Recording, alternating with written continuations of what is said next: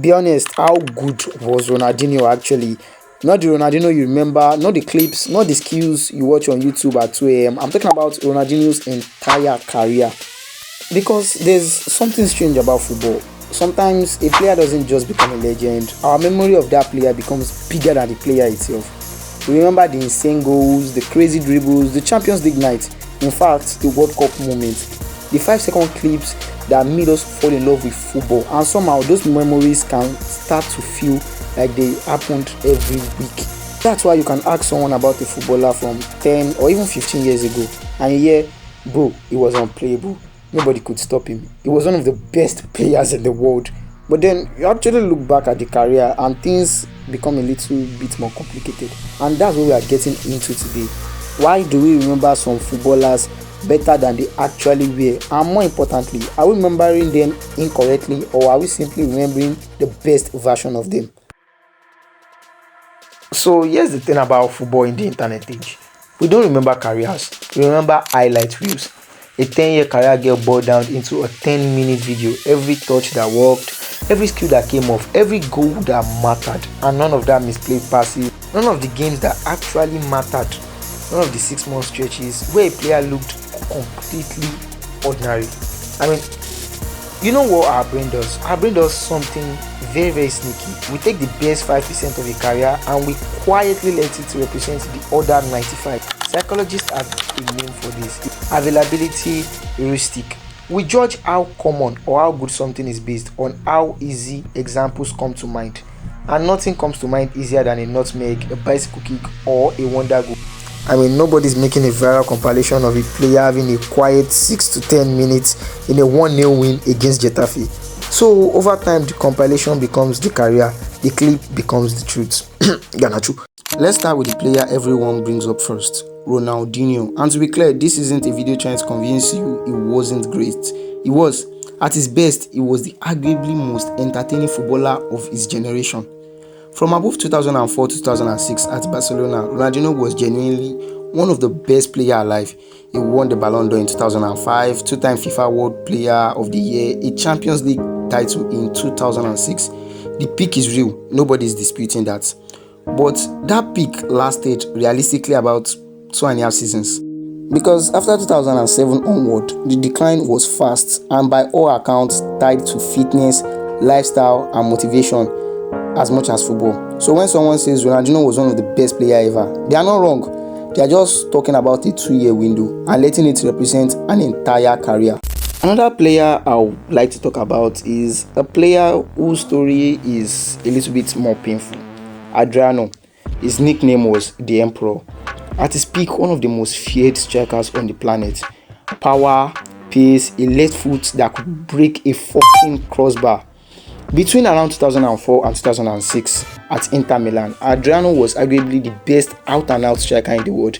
Serie A's top scorer, Copa America Golden Boot with Brazil, the kind of player defenders were physically afraid of. The Haaland of that time.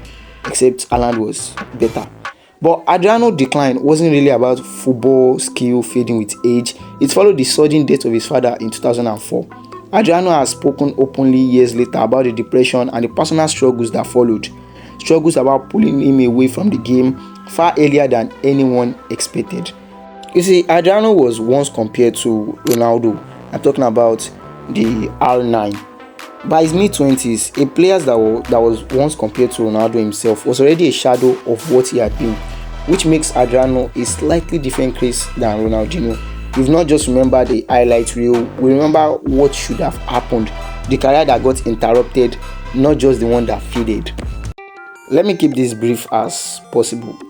There are 3 other players I would like to mention, which is Kaka, R9, and even Arshavin. We all know Arshavin for his 4 goals at Anfield. I mean, that's all we know him for.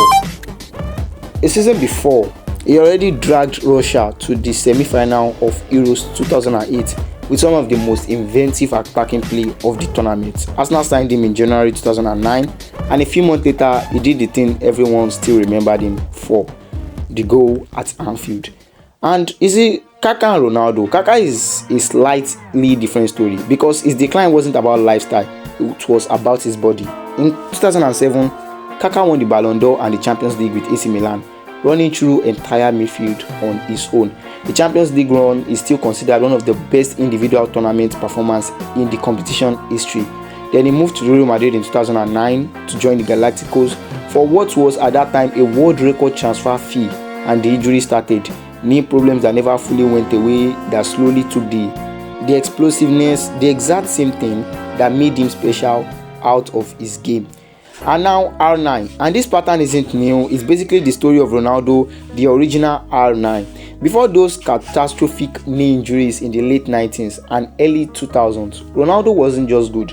By most account of people who watched him at that time, he might have been the most talented player anyone has ever seen. He was fast, he was more explosive, he was even unstoppable. 2 serious knee injuries didn't end his career, but they took away the version of him that made him speechless. He still came back to win the World Cup in 2002, he still became one of the greatest strikers ever, but we remember him partially as the player he was, and partially as the player injury stopped him from fully becoming. Now, there's another side of this. Maybe remembering the peak isn't a mistake at all. Football is more than just any sport. It is built on moments. Nobody watches football hoping for a statistically average performance. We watch the one moment a player does something nobody else on the planet could do. Ronaldinho at his best changed how a generation of kids thought football could be played. That is real. That's not an illusion, no matter how short the window was. Adriano for 2 years was genuinely terrifying to play against. That happened. Maybe the question isn't whether we remember these players correctly. Maybe it's whether correctly was ever really the point. And see, for 2.5 years, as good as it gets, for the rest of his career, human like everyone else, I'm talking about Ronaldinho now, both of these things are true at the same time. That's not a contradiction. That's just what football careers actually look like. The highlight reel isn't a lie. It's not just the whole story, and it's not just something that happened to careers that's already finished. It's happening right now to Havertz and Lukaku, to players whose stories haven't even ended yet. And maybe that's fine. Maybe that's even the point of the sport. You've got to name any player at all that you think is overrated, or overrated doesn't mean bad, right? That you think is overrated, or we've thought of him too much wrong. You can list that in the comment section below. Thanks for watching, subscribe, and goodbye.